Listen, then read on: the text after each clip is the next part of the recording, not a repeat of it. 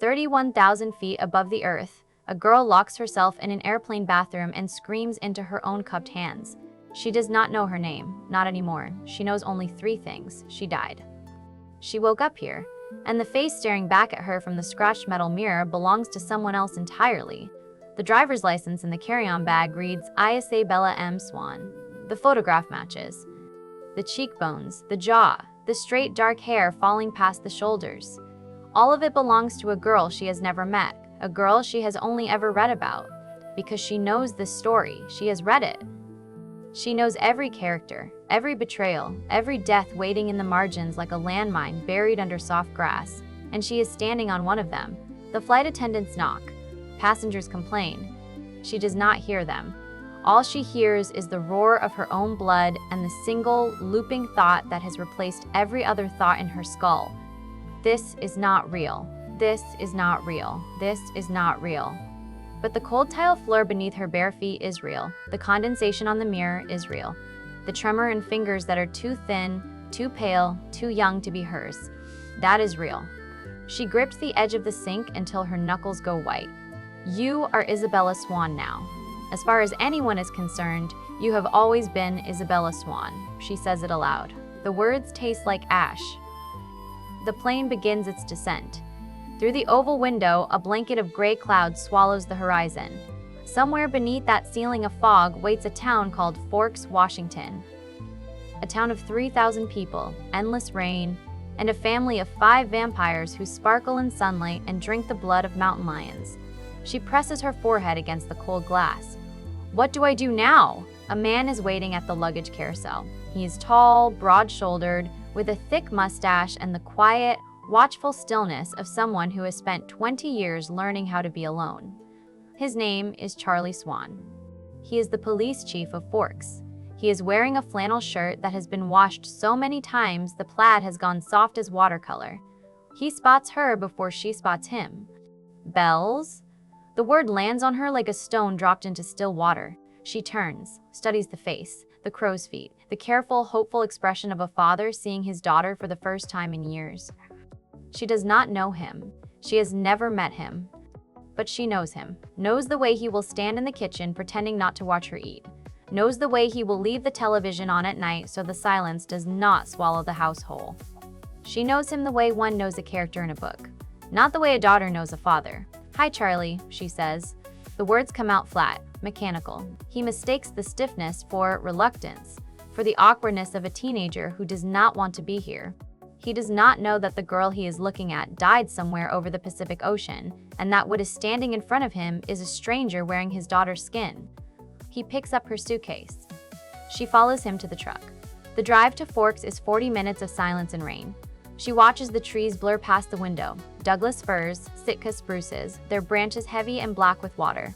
The sky is the color of a bruise that will not heal. Charlie talks. She nods. He talks about the town, about the school, about how her room is all set up. She hears none of it. Inside her chest, a fist is slowly tightening, squeezing the breath out of her one shallow pull at a time. How long do I have? Is this temporary? Will I wake up tomorrow and be back in my own body, my own life, my own name? She does not know. She does not know if she will wake up tomorrow at all. The truck pulls into a narrow driveway. A small house, white clapboard siding, a porch light burning against the gray afternoon. Charlie kills the engine. Home, he says. She looks at the house. No, that is not my home. But she picks up her bag and follows him inside. She does not sleep. She lies in Bella Swan's bed, beneath Bella Swan's blankets, staring at a ceiling she has never seen before, and she makes a list. Not on paper. In her head, scratched into the dark like a message carved into bark. Rule 1. You are Isabella Swan. You have always been Isabella Swan. No one can know otherwise. Rule 2. Act normal. Do not panic. Do not scream. Do not look at your own reflection for longer than 3 seconds, because the face that looks back is a lie, and if you stare too long, the lie will start to crack. Rule 3. She closes her eyes, opens them, closes them again. Rule 3. Stay away from Edward Cullen. She knows what he is, she knows what he wants. She knows that in the story, the girl's blood sings to him like a siren song, and that he spends an entire week planning how to kill her before deciding not to. She knows that if he gets close enough to hear her heartbeat, close enough to smell the iron in her veins, the monster inside him will wake up hungry, and she is not Bella. She does not have Bella's shield, that strange psychic wall that keeps Edward out of her mind. She has no protection, no plot armor, no author bending the world to keep her alive. She has only this, foreknowledge, a borrowed face, and the desperate, clawing hope that if she stays quiet enough, small enough, invisible enough, the story will pass her by. Morning comes gray and cold. She drags herself out of bed, pulls on the first outfit she finds in Bella's suitcase, shoulders a backpack she has not bothered to check, grabs a parka and a set of keys, and drives to a school she has only ever read about. Forks High School.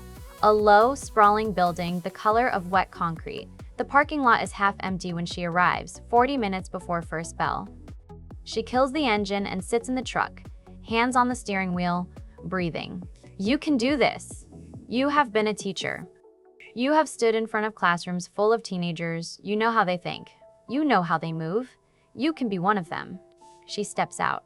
The mist clings to her hair, cold and fine as spider silk. The building swallows her. The main office is warm and smells of old paper and burnt coffee. A red-headed receptionist hands her a schedule, a map, a slip that must be signed by every teacher. She takes them all with a nod and a mumbled thank you and walks back out into the cold. First period. English. The classroom is empty. She sits in the back row and spends 40 minutes digging through Bella's backpack. Crumpled worksheets, pencils, a wallet with a few dollars and a library card. Nothing that tells her who Bella Swan really was, beyond the skeleton of a girl who kept her things messy and her grades average. The bell rings. Students pour in like water filling a glass. A boy asks her name. She tells him. He asks what she likes to do for fun, and the tone of his voice is the tone of a boy looking for a laugh. She looks him dead in the eye. I like to go shooting. I'm pretty handy with a gun. The laughter dies in his throat. She finds a seat in the back and does not look at him again. The girl beside her. Curly hair, sharp grin, the kind of face that was built for gossip, leans over and whispers, "Nice." They laugh. The teacher glares. And just like that, the first thread is woven. A friendship, thin as thread, but real. Her name is Jessica Stanley. Lunch. A cafeteria of fluorescent light and the smell of industrial-grade pizza. Jessica pulls her through the line, chattering about teachers, about schedules, about who is dating whom, and who broke up with whom, and who said what behind whose back. She listens. Nods. Dips a fry in ketchup. The food tastes like nothing. Everything tastes like nothing. Her tongue is the same, but the body is different, and the body does not remember the flavors she grew up with. Jessica's elbow jabs her ribs. Look, don't be so obvious. She looks. They are sitting at a table near the far wall, 5 of them, 3 boys, 2 girls. They are not eating. They never eat. They sit in a loose cluster of impossible beauty, their skin luminous under the ugly fluorescent lights, their stillness so absolute it looks carved. The tallest one has copper hair that catches the light like a struck match. He is staring at nothing. His jaw is set. His hands are folded on the table, perfectly still, and there is something about the geometry of his face. The sharp cheekbones, the deep-set eyes, the mouth that looks like it was designed for cruelty but is currently being used for nothing at all that makes her stomach drop. Edward Cullen. She knows him the way one knows a storm from a distance. You can see the shape of it. You can feel the change in pressure. But you do not step into it. Not if you want to survive. She looks away. Fast, hard. She grabs another fry and dips it in ketchup and forces herself to chew. Jessica is still talking. She is not listening. He is right there, 20 feet away. The boy who will fall in love with the girl who is not me. The boy who will try to kill me before he decides I am worth saving.